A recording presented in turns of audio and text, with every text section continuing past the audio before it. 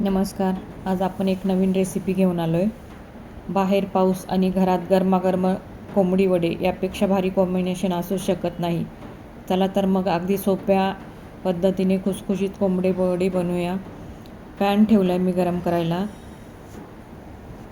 त्यात मी मेथ्या घेतल्या, काळी मिरी घेतली, उडदाची डाळ घेतली, अख्खे धने घेतले, बडीशोप घेतली. तुम्ही जिरं देखील घेऊ शकता यात. ते सर्व मी हलकंसं भाजून घेतलं. भाजून झाल्यानंतर मी मिक्सरला बारीक ग्राइंड करून घेतलं त्याला.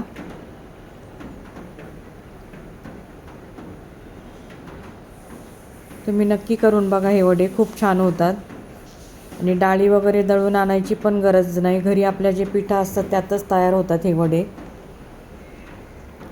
मी चण्याचं पीठ घेतलं, तांदळाचं पीठ घेतलं, ज्वारीचं पीठ घेतलं आहे, गव्हाचं पीठ घेतलं आहे थोडं, आणि उडदाची डाळ आणि धान्य वगैरे ते आहे ते सर्व वाटून घेतलेलं ते टाकलं. चवीनुसार मीठ टाकलं, त्यात हळद टाकून घेतली. ते सर्व मिक्स करून मी थोडीशी त्यात गूळ पावडर टाकली होती आणि मळून घेतलं. तुम्ही गरम पाणी देखील करून त्यात थोडा गूळ टाकून त्यात देखील मळू शकता तुम्ही. हे असे पण इन्स्टंट वडे खूप छान होतात घरच्या पिठामध्ये. नाही तर तुम्ही डाळी देखील सर्व भाजून दळून आणू शकता. पण हे झटपट होणारे वडे आहेत.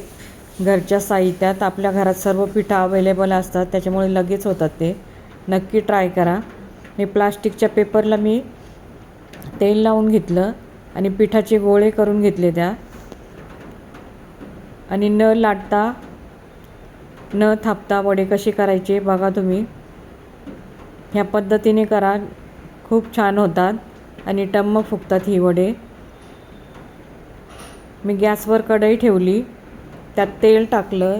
तेल गरम झाल्यानंतर मी वडे चांगले तळून घेतले दोन्ही साईडनी.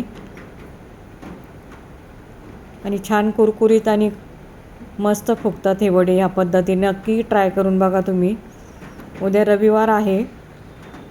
कोंबडी वडे आणि चिकन खूप छान लागतं हे कॉम्बिनेशन. आणि पाऊस चालू आहे बाहेर, नक्कीच ट्राय करा. कोणाकोणाला कोंबडी वडे आवडतात आणि झटपट होणारे, डाळी वगैरे दळून आणायची देखील गरज नाही आहे. हे इन्स्टंट कोंबडी वडे नक्की ट्राय करून बघा.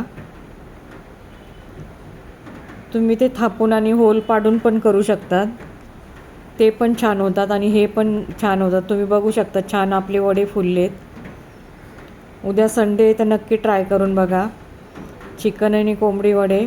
बाहेर पाऊस असल्यावर कोणाला आवडणार नाही कोंबडी वडे खायला. नक्की ट्राय करा. रेसिपी आवडली असेल तर लाईक, शेअर आणि सबस्क्राईब करायला विसरू नका. रेसिपी बघितल्याबद्दल धन्यवाद. चला तर भेटूया आपण एका नवीन रेसिपीसह.